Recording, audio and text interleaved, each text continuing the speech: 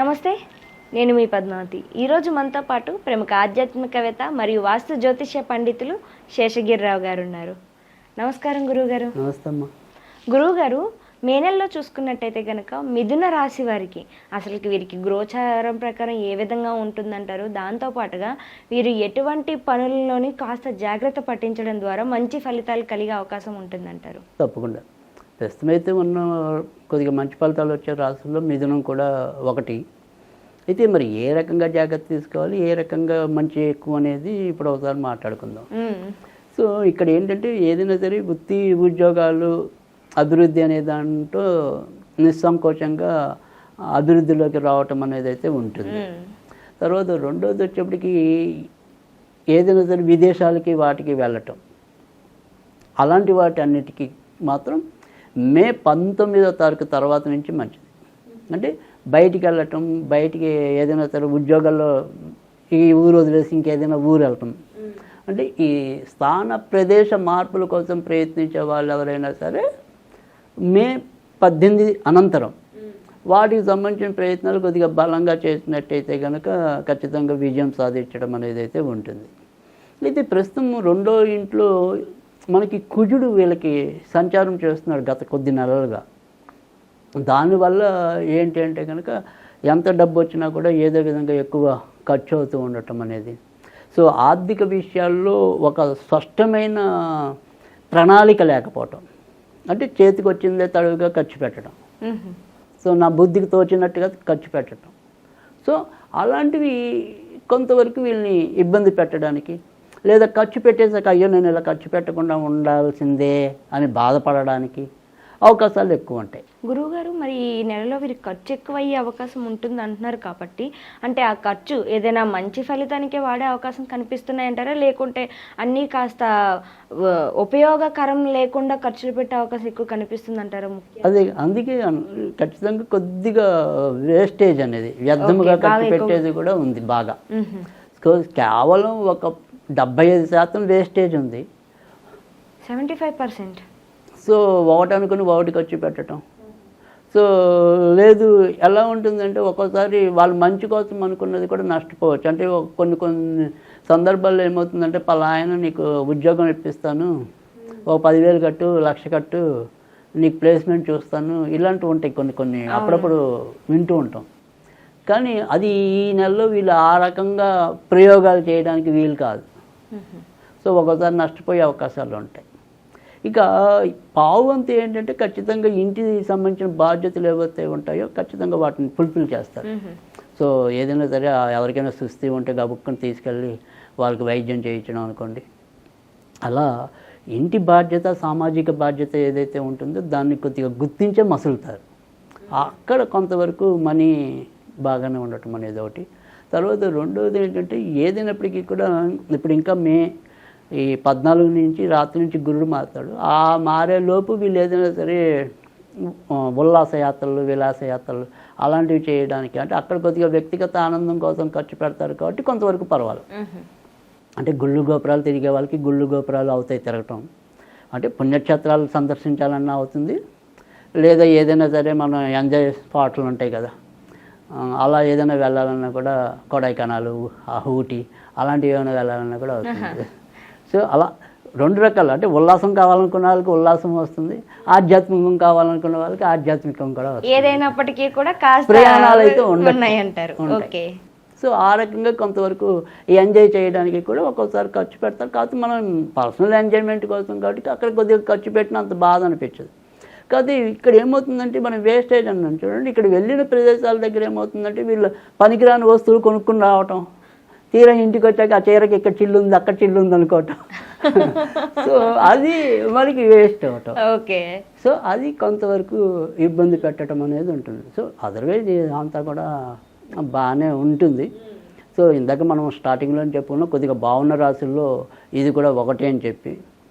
అయితే మీరు ఏదైనప్పటికీ కూడా ఈ నెలలో చెప్పదగిన సూచన ఏంటంటే, ఒకటి సరే ఖర్చులు అనేది అంటే నియంత్రణ అనేది ఒకటి అనుకోండి. ఏదైనా సరే మారాలి, మన ఉద్యోగం మారాలి, లేదు మన ప్రదేశం మారిపోవాలి, మనకి హైదరాబాద్ వచ్చి రాలేదు, లేదు నాకు విశాఖపట్నం వచ్చి రాలేదు, నాకు విజయవాడ వచ్చి రాలేదు, అలా అనుకున్నది ఏదైనా ఉంటే ఇప్పుడే మార్పు కోసం ప్రయత్నించండి. సో ఏదైనా సరే కొత్త మార్పులు తీసుకోవాలి అనుకునే టైంకి ఇది రైట్ టైం. ఓకే, మే నెలలో ఏదైనా నిర్ణయాలకి కరెక్ట్ అంటే ఉద్యోగ మార్పులు, ప్రదేశ మార్పులు, ఓకే, అన్నిటికని నేను చెప్పట్లేదు.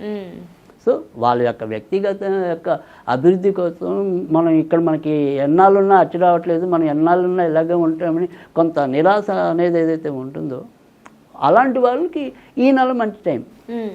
సో అందుకని ఇంకా ఎందుకంటే మిథున లగ్నం అనేది ఏంటంటే కొద్దిగా డెసిషన్ మేకింగ్ అనేది ఫాస్ట్ ఉండదు. ఎప్పుడు వీళ్ళకి రెండు రకాల ఆలోచనలు ఉంటాయి. కాసేపు అది రైట్ అనుకుంటారు, సో కాసేపు ఇది రైట్ అనుకుంటారు.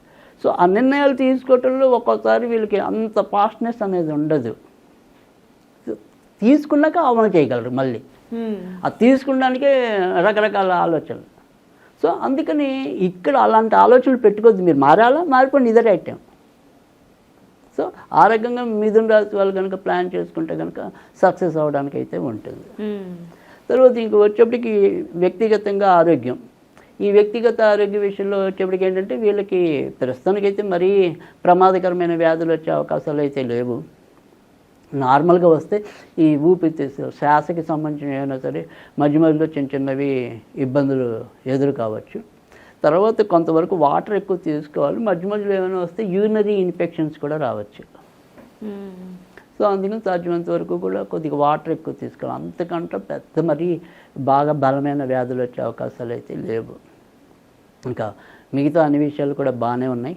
తర్వాత వ్యాపారస్తులకు కూడా మే 14 దాటిన తర్వాత మరింత లాభాల బాట పట్టడానికి అవకాశాలు అయితే ఉంటాయి. అయితే ఎవరికైనా సరే అటు ఇటు రాజకీయ రంగంలో ఉన్న వాళ్ళైనా సరే, తర్వాత వ్యాపార రంగంలో ఉన్న వారికైనా సరే, ఎవరికి ఎలాంటి ఆదాయాలు ఉన్నా ఆదాయాల్లో మాత్రం కొద్దిగా ఖర్చు ఎక్కువ అనేది ఈ నెలలో మనం చెప్పదగిన సూచన. సో బట్ రాబడికి మాత్రం ఎవరికి కూడా ఇబ్బంది లేదు. ఏదో విధంగా అందరికీ కూడా వారి స్థాయికి తగ్గట్టుగా రాబడి లభించడం అనేది అయితే వరం ఉంది ఈ నెల. సో అలాగే కొంతవరకు వాళ్ళు సేఫ్ జోన్లో ఉన్నట్టే ఆ రకంగా మాత్రం. తర్వాత ఇంకా విద్యార్థులకు కూడా మరి చెప్పుకోదగిన వ్యతిరేక పరిస్థితులు అయితే లేవు. ఖచ్చితంగా వారు ఎంచుకున్న చదువుల్లో ముందుకు రావటం అనేది అయితే ఉంటుంది. అయితే ఏదైనప్పటికీ కూడా ఈ యొక్క ఏమంటారు ఐటీ చదువులు చదివే వాళ్ళకి కానీ, అంటే ఇన్ఫర్మేషన్ టెక్నాలజీ, తర్వాత మళ్ళీ వచ్చేప్పటికి ఏంటంటే వీళ్ళు కూడా ఈ వైద్య విద్య అభ్యసించే వాళ్ళకి కూడా ఈ నెల కొంతవరకు మంచి ఫలితాలు ఉంటాయి. తర్వాత హార్డ్వేర్ నెట్వర్క్ దానికి సంబంధించిన దాంట్లో ఉన్న వాళ్ళకి కూడా మంచి ఫలితాలు ఉంటాయి. అయితే ఇవాళ కొద్దిగా సివిల్ ఇంజనీరింగ్ అనేది తక్కువ మంది తీసుకుంటున్నారు, కానీ నిజానికి సివిల్ ఇంజనీరింగ్లో ఉన్న వాళ్ళకి ఈ నెల అలాంటి వాళ్ళకి చాలా మంచి ఫలితాలు రావడానికి కూడా అవకాశాలు ఎక్కువ ఉన్నాయి. కనుక ఆ రకమైన కూడా విద్యార్థులకి మంచి ఫలితాలు రావటం అనేది అయితే ఉంది. ఇక భార్యాభర్తలకి మాత్రం అప్పుడే కోపం, అప్పుడే అన్నీ. సో మళ్ళీ వెంటనే ఇద్దరు ఒక అండర్స్టాండింగ్కి వచ్చేయటం. సో వచ్చేసరి అనుకునే లోపే మళ్ళీ ఇద్దరు కూడా ముక్కు చూసుకోవటం. సో ఏదో ఒక ఇబ్బంది ఉంటుంది. కానీ ఓకే, ఓవరాల్గా అయితే భయపడాల్సింది, బాధపడాల్సింది ఏమీ లేదు. ఇవి మనకి మామూలే అనుకోవటమే. సో అందుకని అంత కంగారు పడాల్సింది అయితే ఏం లేదు. ఇక మిగిలిపోయిన వాళ్ళు ఎవరు ఉన్నారు, అందరూ కూడా బాగా కొత్తగా పెళ్ళి కావాల్సిన వాళ్ళు. మరి కొత్తగా పెళ్ళి కావాల్సిన వాళ్ళకి ఈ నెలలో వీరికి ఏమైనా అవకాశాలు ముందుకెళ్ళవా అంటే కనుక మరి వీళ్ళకి కూడా అవకాశాలు అయితే కనుక మే 14 రావాలి. అంటే గురుడు ఎప్పుడైతే రాశిలోకి వస్తాడో అప్పుడు తన యొక్క వివాహ స్థానాన్ని చూస్తాడు. కనుక గోచర వస్తే మనకి మే 14 దాటిన తర్వాత నుంచి తప్పకుండా వీరు ఏదైనా సరే ఇళ్లలో పెళ్లి కోసం ఉన్న వాళ్ళు ఉంటే కనుక కొద్దిగా ముమ్మరంగా ప్రయత్నాలు చేసినట్టయితే విజయం పొందేది చాలా ఎక్కువ ఉంటుంది. సో ఆ రకంగా చేస్తే బాగుంటుంది. గురువుగారు, అయితే మిథున రాశి వారికి చూసుకున్నట్టయితే కనుక మే నెలలో వీరు ఎటువంటి పరిహారాలు పాటించడం ద్వారా, మీరు గతంలో కూడా చెప్పారు కాస్త ఖర్చు అనేది ఎక్కువగా కనిపిస్తుంది అని అనేసి, మరి వీటన్నిటినీ కూడా కాస్త కంట్రోల్లోకి తెచ్చుకోవడానికి ఎటువంటి రెమెడీస్ పాటించాలంటే? తప్పకుండా. ఎందుకంటే వీళ్ళకి ఏదైనా సరే అధికంగా మనకి దూబరంగా ఖర్చు అవటం కానీ, తర్వాత ఎవరైనా సరే నమ్మి మోసపోవటం కానీ, అంటే ఇందాక మనం చెప్పాం ఎవరో ఉద్యోగం ఇస్తాను 1,00,000 కట్టి అన్నాడు ఇదని అలా. సో ఏదైనా సరే ఇతరులని నమ్మి మోసపోవటాలు. సో అవన్నీ ఈ పరిధిలోకి వస్తాయి. సో అలాంటివి ఏమైనప్పటికీ కూడా వాటన్నిటిని ఇక్కడ కంట్రోల్ చేయటం అంటే కనుక కొద్దిగా సుబ్రహ్మణ్య స్వామికి సంబంధించిన పూజలు చేసుకుంటూ ఉంటే అలాంటి ఇబ్బందులు లేకుండా ఉండటం అనేది, ఇతరులతో కూడా కొంతవరకు గొడవలు, అపార్థాలు అలాంటివి రాకుండా కూడా ఉండడానికి కూడా ఉపయోగపడుతుంది. సో అందుకని సుబ్రహ్మణ్య స్వామికి సంబంధించినవి ఏమైనా సరే ఈ నెలలో ఎక్కువగా వీళ్ళు చదువుకుంటే కనుక మరింత మంచి రావటం అనేది అయితే ఉంటుంది. ఇక సుబ్రహ్మణ్యుడితో సంబంధం లేకుండా ఏదైనా సరే చేసుకోవాలి అనుకుంటే కనుక కొద్దిగా మంగళవారాల పూట బెల్లం నీరు ఏదైనా సరే చెట్టు లేదా మొక్క మొదల్లో వేస్తున్నట్టయితే తప్పకుండా మంచి ఫలితాలు రావటం అనేది అయితే ఉంటుంది. సో ఈ నెలలో వీళ్ళు చేయాల్సింది ఈ పద్ధతిలో చేయాలి. ఇక మనం మామూలుగా ఏదైనా సరే ఒక స్విచ్ వర్డ్లో ఏదైనా అనుకోవాలి అనుకుంటే కనుక కోరల్ కోరల్ కోరల్ ఇది అనుకుంటే కనుక వాళ్ళకి మంచి ఫలితాలు ఉంటాయి. చాలా చక్కగా వివరించారు గురువుగారు. అయితే మిథున రాశి వారికి మే నెలలో ఏ విధంగా ఉంటుందో పాటుగా ఎటువంటి పరిహారాలు చేసుకోవాలి, దాంతోపాటుగా స్విచ్ వర్డ్ కూడా చాలా చక్కనైంది ఇచ్చారు ప్రతిదీ కూడాను. ధన్యవాదాలు గురువుగారు.